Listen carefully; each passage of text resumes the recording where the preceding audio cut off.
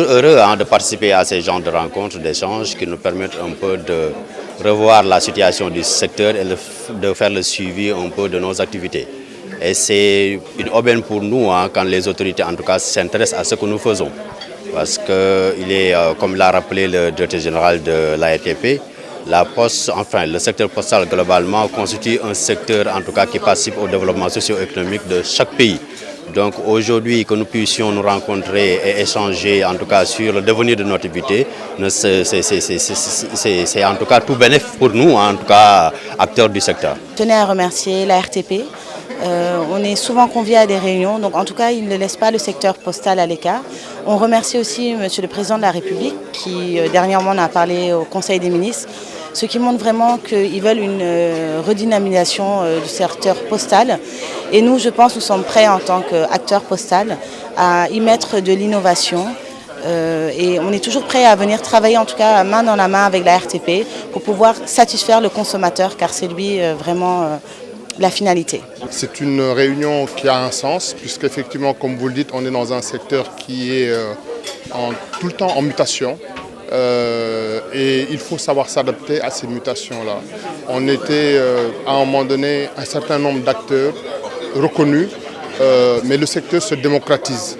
Beaucoup d'acteurs rentrent dans le jeu et il est normal de pouvoir organiser, d'encadrer tout cela pour que ça se fasse toujours au mieux au-delà des acteurs, mais de la population, des clients qui sont les utilisateurs de ce secteur. Donc tout ce que nous faisons devrait permettre à la fin d'améliorer le vécu des clients, le vécu des utilisateurs.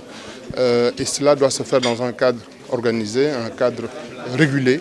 Je pense que c'est pour cela que nous sommes ici aujourd'hui, sous la supervision de la RTP, pour essayer de revoir les termes de ce cadre-là. Les attentes des utilisateurs changent.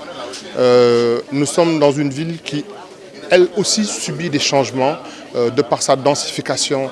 La circulation devient de plus en plus difficile dans Dakar. Et il ne devient plus évident de se déplacer d'un point à un autre, ne serait-ce que pour déplacer un document ou un colis. C'est pour ça que les acteurs de ce secteur ont un grand rôle à jouer dans la facilitation de la mobilité urbaine, mais tout cela doit se faire en prenant en compte la sécurité, la sécurisation des biens, puisqu'il peut y avoir des marchandises de valeur qui sont transportées. Et il est important que tout cela soit encadré et que n'importe qui ne puisse pas aujourd'hui venir et jouer un rôle dedans. Au terme de ces échanges, on attend une directive claire de la RTP. Le secteur postal, qu'est-ce que c'est? Quels sont les différents acteurs?